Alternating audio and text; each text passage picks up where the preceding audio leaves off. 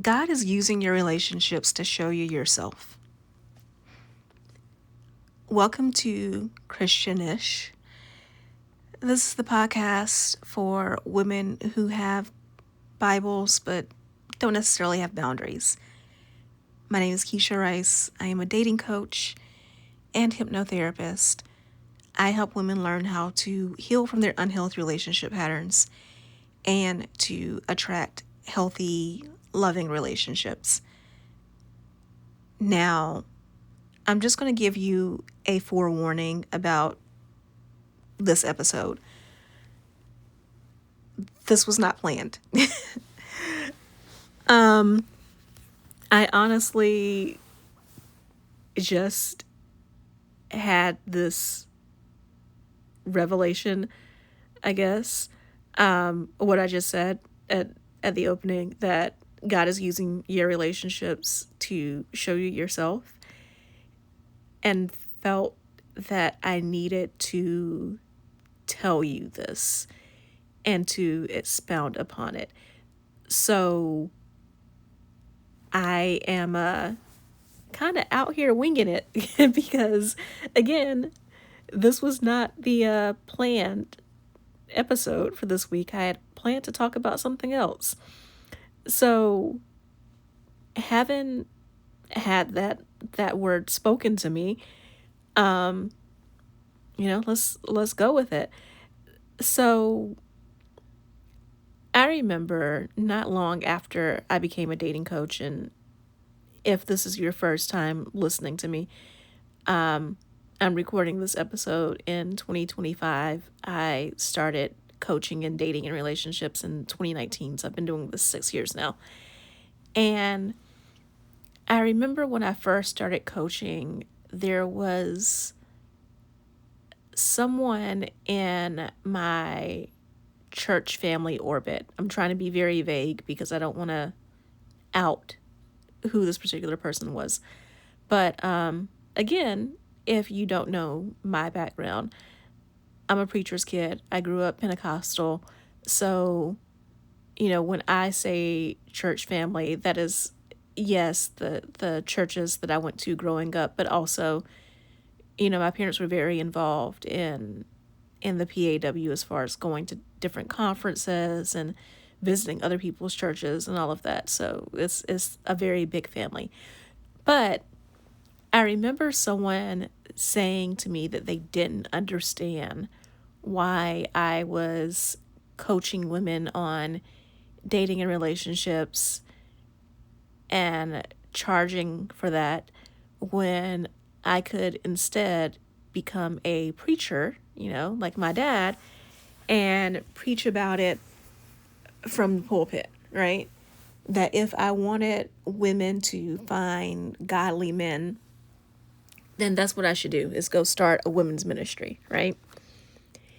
And there's nothing wrong with people who do that, right? I think ministry is a noble profession. It is a great profession for those who are called to it. And that could be a whole another episode in itself, that I don't think that everyone who calls themselves a preacher is called to it. I think some people want the attention, or they think that there's money in it, all of that. But, excuse me while I drink some water. That being said, for those who are truly called to preach, I think that that is a great thing, and I think that they do a great service. I did not go that route for a couple of reasons, but one of them is the reason why I think that coaches are needed, and coaches who, like me, work with women of faith, is, as much as I love church and growing up in church, I oftentimes feel like people hear sermons and those sermons sustain them for the rest of Sunday, but they don't necessarily sustain them Monday through Saturday. And that there are other resources that people can lean into, like myself, like therapists, even other types of inner work like journaling, There are other resources that people can lean into that help them with the Monday through Saturday. But also, one of the reasons why I love focusing on dating and relationships in particular is because all relationships are related. So you show me a woman who has issues with her love life, and there are underlying issues with her self love. There are issues with her family and friends, issues with her career, and oftentimes even issues with her relationship with God. And I say this from personal experience, right? Because I know that during periods during which I was in unhealthy romantic relationships, my relationship with God also was not where I wanted it to be. And during periods where I was having a lot of family strife or having issues with my self love, not feeling at my most confident, again, my relationship with God was not where I wanted it to be. So oftentimes, one of the reasons why I love coaching women in dating relationships is because, yeah, that's the reason that they come to me. But I often find with clients that once they start working on that aspect of their life, they start to see the patterns and they start to realize that these patterns carry into other relationships. So they end up not only improving their dating lives, but also, yeah, setting better boundaries with family, setting better boundaries with friends. I've had clients who, after we worked together, they, maybe months later came back to me and said that the dating and love advice helped and they're in a romantic relationship now. But they will also say that immediately during the time that we were working together, they left their job, right? and got a new one. Or they decided to pursue a different career field, things like that, because they realized that it wasn't just the lack of a healthy romantic relationship that made them unsatisfied with life or even unhappy. It was a lack of peace in general. And they had to find that peace in every aspect of their life. So that brings me to this whole idea of your relationships being a mirror. One of the main reasons why I became a dating coach is because I believe that we grow through relationships. And part of that growing through relationships is understanding that oftentimes we don't have the people in our life the way that we want them to because we ourselves are not doing that. So this is not to bash you. This is not to make you feel bad. I want to be very clear about that. But with that in mind, I would just like you to consider some things, okay? If you are struggling to find someone to be in a committed relationship with, whether that is you are just not really dating a lot right now, or you are meeting people and going out, but when you meet them, you find someone who just wants to keep it casual or just wants to see where things go, doesn't want to put a label on things, all of that. Let me ask you, how good are you at keeping commitments to yourself? The last time you said that you were going to go on a diet and lose some weight, were you actually disciplined enough to exercise regularly, to eat healthier, and to stay away from temptations? The last time that you said that you were going to get better with your money, did you actually set up that savings account at a different bank, right? Did you start investing? Did you start contributing to your 401k at work? Or if you're self employed, an IRA account? Did you start doing those things to be more fiscally responsible? The last time that you said you were going to spend more time with God, did you do it? Did you get that prayer journal and then not only buy it, but actually use it consistently, right? Did you set aside the time for prayer and fasting like you said you would? If you are already consistent in your relationship with God, did you find a way to take it up to another level and actually do it? Back to, you pray and read the Bible regularly. Have you considered really fasting, right? And I say these things to you as I also talk about myself.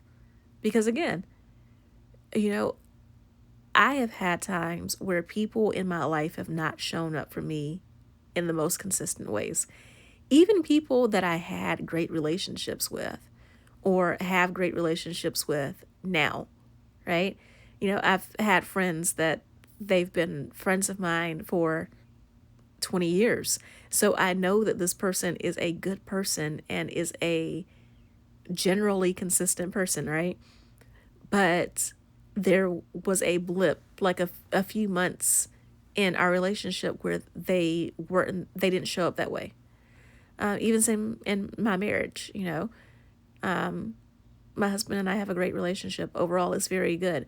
But there have been times where, we've had a period for a couple of months where things were less than stellar. And when I can look back on those periods and journal about them or go back in my journal and see what was happening at that time, I often see that, yeah, these were periods where I also wasn't the most consistent with myself, where I had fallen into bad habits, or where, maybe I had a lot of things going on.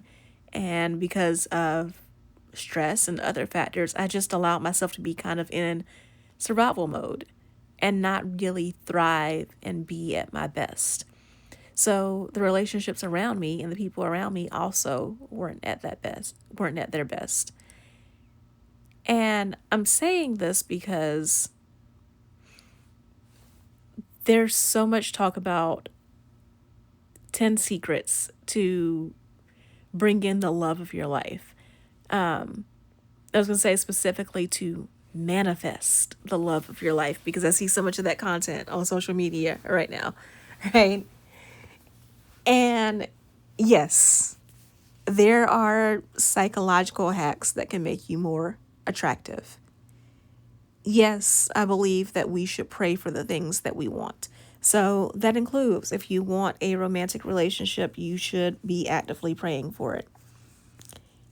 At the same time, there's also work that we have to put in ourselves. And part of that work is understanding that we have to be the things that we are asking for. So, again, if you are constantly attracting people into your life who, for example, make you feel unsafe, then what ways are you making yourself feel unsafe? This could be with, again, the consistency, with you're not honoring the commitments that you make to yourself. So therefore you don't feel safe to yourself. This could be in you not being loving enough to yourself, not giving yourself enough grace. So you don't feel safe to yourself because the person who judges you the most is you. And then of course, it's no wonder that you also find yourself constantly judged by other people. This can also be in singleness as well, because one of the biggest keys to a healthy relationship is being in a relationship where you are not codependent on each other.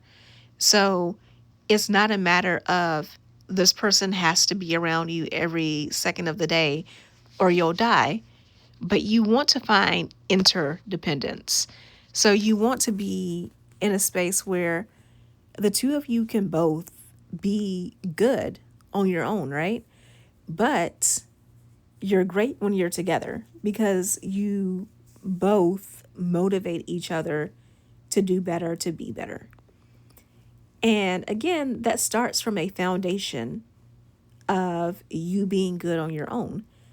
So sometimes when we are in periods of singleness and periods of loneliness, it can be a mirror to the fact that, you know, you are looking for someone who is going to be good to you, and you're seeing nothing, as in you're not in a relationship because you're giving nothing to you.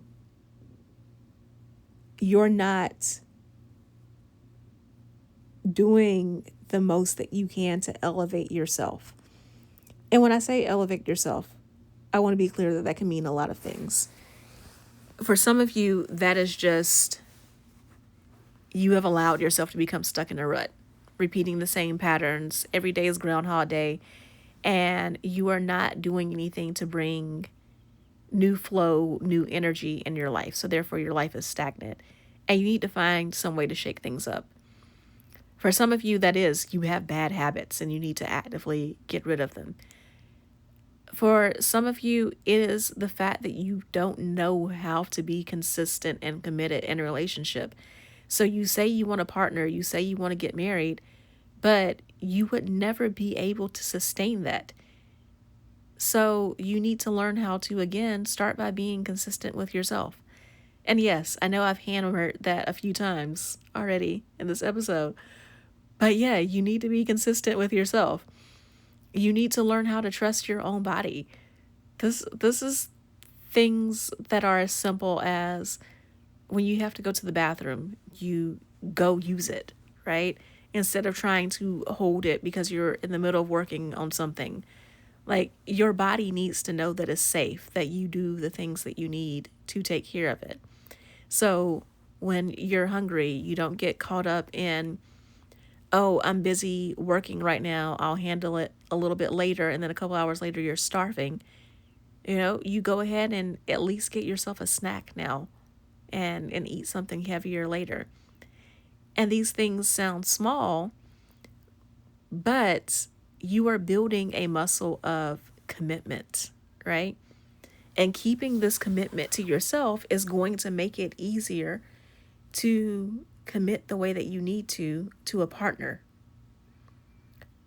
So I want you to spend some time thinking about this in your own life today. Make a list of what are currently the most significant relationships in your life. And then also make a list of the relationships that you want in your life. Whether that is you are single and you want a romantic partner, whether you're trying to advance your career and you're looking for a mentor, or you're looking to get a new job, that is a relationship. If you are looking for a new friend group, write that down and ask yourself, the current relationships that you have, what are the patterns?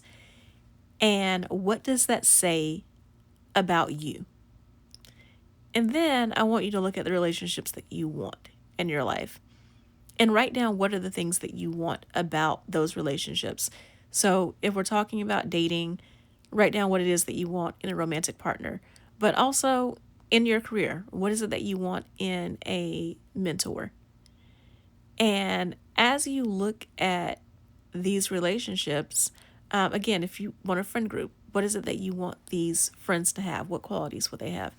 And as you look at these relationships, ask yourself, if I had these relationships and they were the types of relationships I wanted, what type of person would I be?